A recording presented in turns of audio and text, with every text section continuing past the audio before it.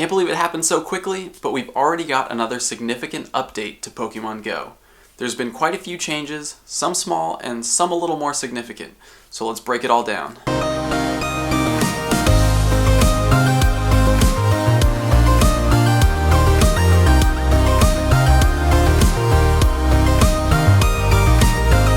Today has been a crazy day. I've been all over LA scrambling to get things done before I leave on my trip.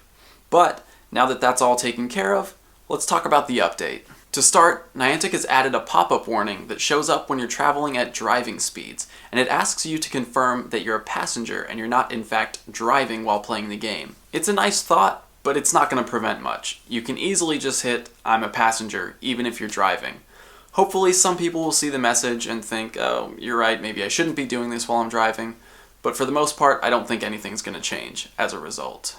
Battery Saver has been re-enabled on iOS, so if you're one of the people who was missing that feature, go ahead and check out your settings and you can start using it again. The artwork for the team leaders has been added to the game, so when you're choosing a team, you'll actually see what the leader looks like rather than a silhouette, and to be honest, I'm not sure why they left that out in the first place. If they had the silhouettes, that means they already had the art, and I don't know why it wasn't there to begin with. But it's there now. Egg hatches are now being recorded in the journal, so you'll have a record of when you hatched your eggs. And speaking of eggs, people are reporting that the game is more accurately tracking distance traveled when it comes to hatching eggs. So that's something we're going to look into in the future. Niantic has enabled a name change feature, which you can find in the settings menu. So if you're not happy with your name, you have one chance to change it. Unfortunately, the name Nick still isn't available, so I won't be changing mine. One of my favorite fixes with the update is that the game is now properly rewarding you for nice, great, or excellent throws, so you will get that bonus experience again. Now, they didn't officially say whether or not they fixed the bug that was making Pokemon harder to catch, but it seems like, in my limited experience with the update, Pokemon are breaking out and escaping far less than they were a couple days ago. But we're going to wait for official word to confirm that one. Another fix that I'm pretty happy about is that curveball physics seem to have returned to their pre-version 0.31 state. I was just getting used to the changes, but it's nice to go back to the older physics where you don't have to try nearly as hard to throw a Pokeball at a Pokemon that's farther away. Speaking of far throws, there is a new bug that people are experiencing where after using a berry, you'll throw a ball and it goes extremely far, like crazy far, way farther than you've ever been able to throw the ball in the game before. Way farther than any Pokemon will ever be standing in the game, so hopefully that's something that gets fixed quickly.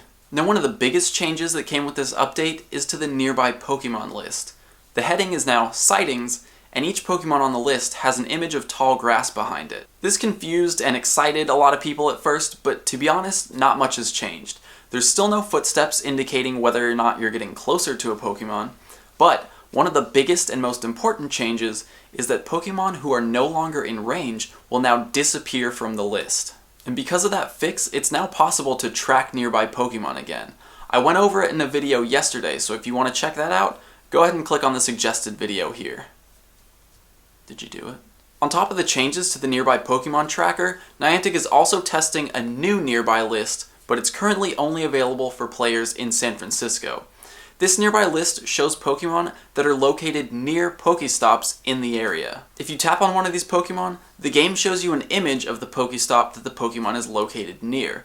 Tapping View from here pulls up a bird's eye view of the map and shows you where that Pokestop is in relation to your current location. The game also places a marker above the Pokestop so you can keep an eye on it as you walk towards it.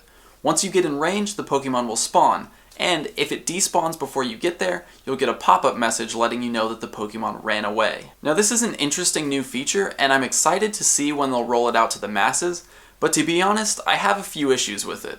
First of all, they're basically giving us Pokevision. They're telling you the exact location of the Pokemon and marking it on the map so you can go find it without having to track it down at all.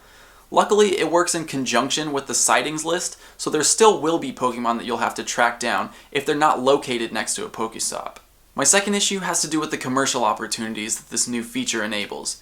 We already know that businesses are going to be able to sponsor a Pokestop and pay to have a Pokestop placed at their location. Now, on top of that, if they're able to pay for rare Pokemon to spawn, it's going to take away from some of the organic feel of catching these rare Pokemon. Honestly, it's a smart business move by Niantic, but they're treading a fine line here. Imagine if all you had to do to complete your Pokédex was head down to the nearest McDonald's where they're paying to have rare Pokemon spawn all day. So that's it for this update. If there's any changes that you're really excited about or some that really bother you, let me know. Leave it in a comment or hit me up on Twitter at TrainerTips, TRNRTIPS. As always, thank you so much for watching. I hope you enjoyed it, but now I need to pack because I have a flight in less than 6 hours. See you guys tomorrow. We have to talk about Niantic shutting down PokeAdvisor.